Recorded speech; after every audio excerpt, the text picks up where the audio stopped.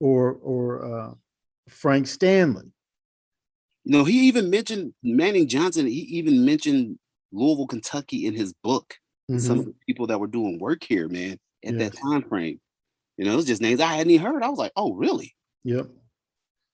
And I tell you, a lot of people don't appreciate someone like a Ben Richmond. He retired from the Urban League, and really, people really don't have much appreciation for him on a lot of the great stuff that he did. And it was Frank Stanley who actually wrote a piece of legislation where they created the Kentucky Commission on Human Rights. And it was basically a state agency, a state-funded agency, and their job was to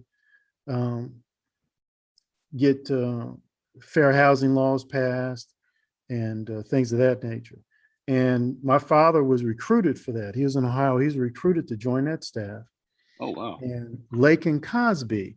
Oh, yeah, I know. That staff too. Yeah, he did some serious work here too, man. Yeah. And so even though I have my political and theological differences with Dr. Kevin Cosby, if they were to say to me, hey, let's stop calling the Du Bois Academy and change it to the Lakin Cosby Academy, I'd have to go with that because he was a high achieving black man right here in Louisville. Right here in Louisville. Did a lot of good. Yeah, right here in Louisville.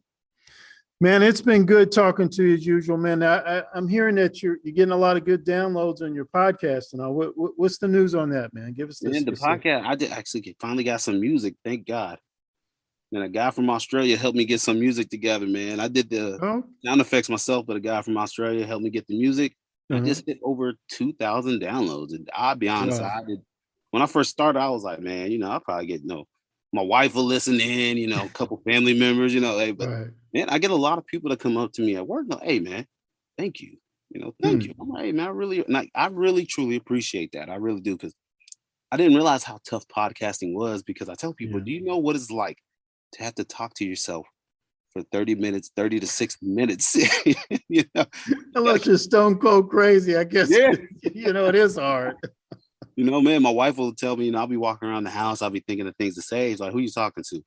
I'll tell her, my podcast listeners, because I'm just in my mind thinking of what I'm going to say next and what topics to go off of, because there's always something to say, but you don't want to just come out and say, you want to actually sound intelligent when you do it, Right. And I tell people a lot, man, I'm just a guy with a microphone and an opinion.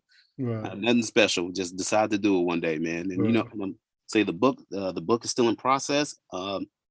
I tell you, this is what I learned about writing a book, Corbin. Writing the intro is hard, writing the ending is hard, but even harder is when you have to go back through the book and decide the things you have to cut out. Because even though it's your story, you get so attached to your own stories, and each story just feels like a part of you, and it's so intricate in your story.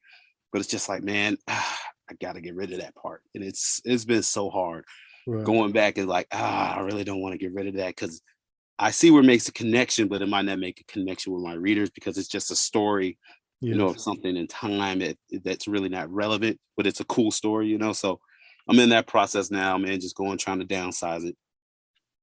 Oh, okay. I hear that. And man, let me throw this bug in your ear again.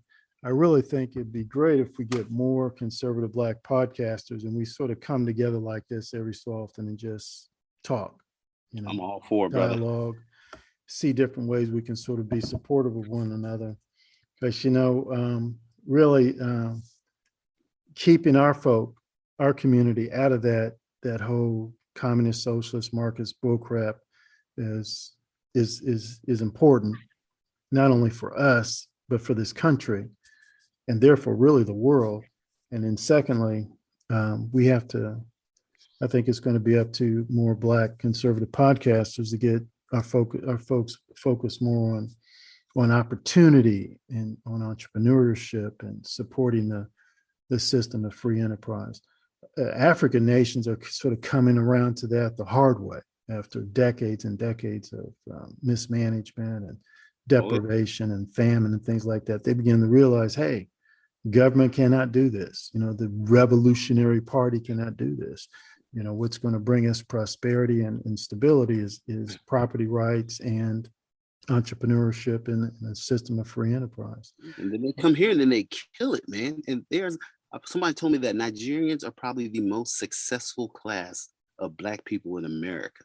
And Yeah. I absolutely believe that It- because their priorities and what they cherish, Yes.